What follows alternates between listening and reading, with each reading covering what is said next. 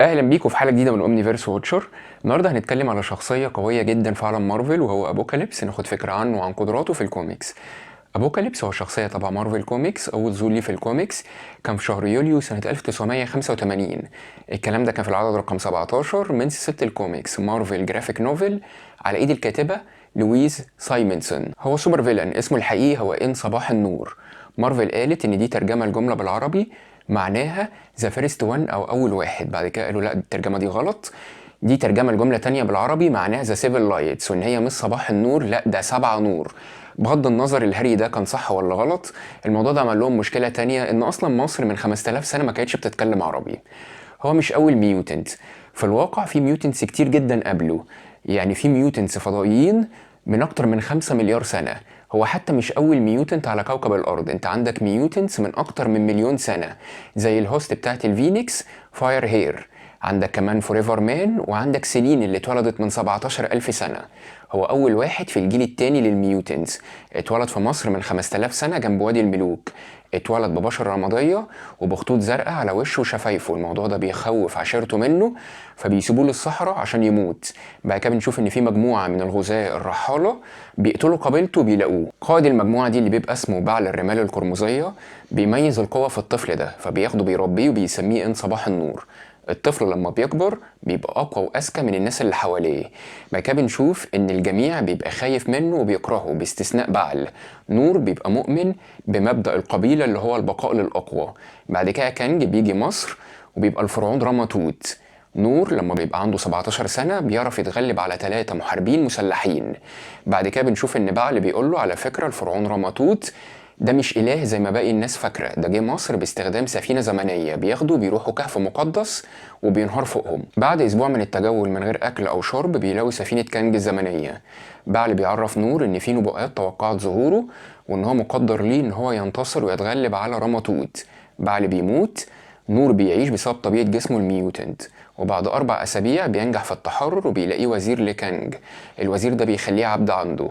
نور بيبقى مصمم تماما ان هو ينتقم من راماتوت وبيلومه على موت الشخص اللي كان معتبره ابوه.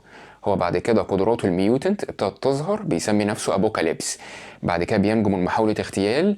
كانج بيهرب للمستقبل، الخدم بتوعه بينحنوا النور اللي هو بيبقى مقروف منهم وبيسيبهم ويمشي. بعد كده بيروح جزيرة أوكارا الواعية، بيقود مجتمع من الميوتنتس هناك.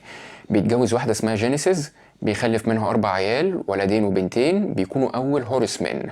بعد كده الجزيرة بتنقسم نصين بسبب غزو الشياطين، معهم حاجة كده اسمها توايلايت سورد. بيتصدى للشياطين هو وعيلته سنين كتيرة. بعد كده بيروح مصر، بيساعد أم حطب بالإضافة لمون نايت إن هم يتصدوا الغزو من كائنات حشرية اسمهم زبرود، كانوا غزو مصر. وبيأسسوا براذر هود اوف شيلد، ودي الاساس لمنظمه شيلد اللي موجوده دلوقتي. بيرجعوا قاره تاني وبيبقوا مدركين تماما ان هم كده كده هيخسروا قصاد الشياطين، وبيتفقوا ان لازم بعض الميوتنتس يعبروا للبعد التاني بتاع الشياطين ويحاولوا يقفلوا البوابه دي من جوه. بيكون من ضمن الناس اللي رايحه مراته وعياله، وهي بتخليه يوعدها ان هو دايما يبقى مستعد لعوده الشياطين عن طريق ان هو يضمن البقاء للاقوى فقط. بيكون ليه ذريه كبيره جدا، من ضمنهم ناس عندهم قدرات مشابهه ليه. بيكون عشيره بيبقى اسمها عشيره العقبه. بعد كده بنشوف ان العشيره دي بتحكم مصر، بتبقى مسيطره على كل حاجه فيها، وبيبقوا ليهم تاثير عالمي، بيتحكموا في العالم. هو بعد كده بيسافر روما وبيقعد عبر العصور، بيجمع جيش قوي من اقوى المحاربين بيبقى اسمهم رايدرز اوف ذا دارك، وبيبقوا مؤمنين تماما بمبدأ داروين اللي هو البقاء للأقوى. بيخش في معارك كتيرة مع المسافر عبر الزمن كيبل. جسمه بيتعدل باستخدام تكنولوجيا خاصة بالسيلاستيالز، بيبقى واصي على البشرية ودايما يبقى حريص ان التطور هيحصل. بيبقى عنده القدرة ان هو يتحكم في جسمه على المستوى الجزيئي. بيتكلم مع سلاستيال اسمه إيسون. بيخش في معارك بعد كده مع ثور ومع دراكولا، وبينام قرون كتيرة جدا. بعد كده بيحول دكتور ناثانيال إيسكس ان هو يبقى مستر سينستر، بيأمره ان هو يصنع له وباء يقضي على الضعفاء في العالم. بنشوف ان مستر سينستر عشان هو خايف منه بيستخدم الجينات بتاعه مستنسخة جين جراي بالاضافة للجينات بتاعه سايكلوبس ان هو يعمل كيبل، عشان هو كان مقتنع تماما ان كيبل قادر على ايقاف ابوكاليبس. بعد كده بيشوف ان الميوتنتس عددهم كبر، بيخرج من السفينة بتاعته، بيأسس فريق الاينس اوف ايفل، بيخش في معارك مع الاكس فاكتور. وبعد كده بيسيب الفريق اللي هو أسسه عشان بيشوف ان هم ضعاف جدا. بيعمل نسخة جديدة من الهورسمان، بيكون من ضمنهم انجل بتاع الاكس مان. بعد انتهاء معركته مع الاكس فاكتور هو بيعترف بقوتهم وبيسيبهم عايشين على السفينة بتاعته. بعد كده بيتسبب بالغلط في حدوث مفارقة زمنية عن طريق ان هو بيصيب كيبل بالتكنو اورجانيك فيروس وبيحوله للشخص اللي هيكون عدوه بعد كده، وبيخش في معركة قصاد شي هالك. ليجون بيسافر عبر الزمن الى الماضي علشان يقتل ماجنيتو عشان هو كان مقتنع تماما ان هو سبب كل المشاكل، بس بالغلط هو بيتسبب في موت ابوه اللي هو بروفيسور اكس. ده بيؤدي لنشأة خط زمني بديل اسمه ايرج اوف ابوكاليبس، في ابوكاليبس مسيطر على العالم.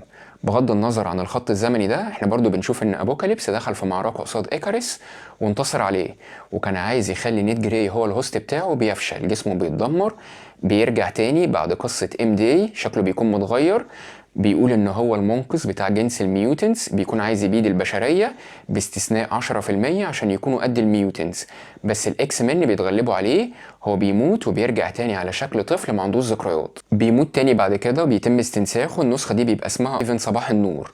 بيرجع تاني على قيد الحياة، بيروح جزيرة كاراكوا، بيكون من ضمن مجلس الحكم هناك.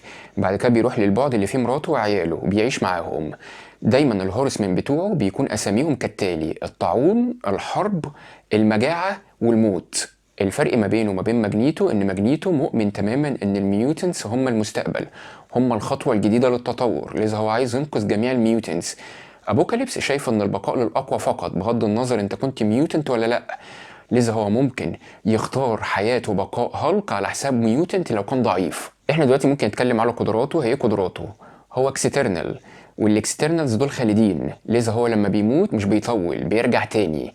هو كمان معزز من قبل السيلاستيالز والتكنو اورجانيك فيروس، لذا هو بيرجع باساليب مختلفه عن باقي الاكسترنالز. كل الاكسترنالز بيتواصلوا مع بعض باستخدام التخاطر، وبيعرفوا اماكن بعض، وبيعرفوا لما حد فيهم يموت التاني. بيتلاعب بالبنيه الذريه بتاعته، بيغيرها حسب ارادته، بيعرف يحول اجزاء من جسمه ويخليها اسلحه، بيعرف يغير من حجمه، عنده ريجنريشن، بيعالج اي اصابه، لو اصاباته قويه بيخش في غيبوبه لغايه لما يخف تماما، وبيعرف يدي لنفسه كمان قدرات: قوة بدنية كبيرة جدا، قدرة عالية على التحمل، ردود أفعال، التليباسي، التليكينيسيس، ومن ثم القدرة على الطيران والتحكم في التكنولوجيا. وباستخدام طاقة السيلاستيالز هو بيعرف يعمل فورس فيلدز، انفجارات من الطاقة، وبيعمل امتصاص للطاقة. هو كمان عنده قدرات تانية زي التليبورتيشن والسحر. كمان هو ذكي جدا، مقاتل ممتاز، وبيعرف يتكلم لغات كتير بسبب عمره. بالنسبة لظهوره في الأعمال الفنية، لو هنتكلم على المسلسلات فهو ظهر في مسلسلات الأنيميشن اكس مين ذا انيميتد سيريس، اكس مين ايفولوشن، وولفرين اند ذا اكس مين، اكس مين 97. بالنسبه للافلام فهو ظهر في فيلمين لايف اكشن جوه عالم فوكس السينمائي. الفيلم الاولاني كان اكس مين دايز اوف فيوتشر باست، ظهر في كاميو سريع. الفيلم التاني كان اكس مين ابوكاليبس، وكان قام بالدور بتاعه في الفيلم ده الممثل اوسكار ايزاك، وظهر في اكتر من 20 لعبه فيديو جيمز. بس كده دي كانت حلقه اتكلمنا فيها عن ابوكاليبس في الكوميكس. انا عايزك دلوقتي تقولي في الكومنتس انت ايه رأيك في الشخصية دي ومدى قوتها، تحب تشوفه جوه عالم مارفل السينمائي تاني ولا لأ. احنا الحلقة الجاية هنتكلم على حاجة جديدة. لغاية الحلقة الجاية ما تنساش تعمل لايك وشير، ولو انت مش عامل سبسكرايب اعمل، وما تنساش تضرب الجرس.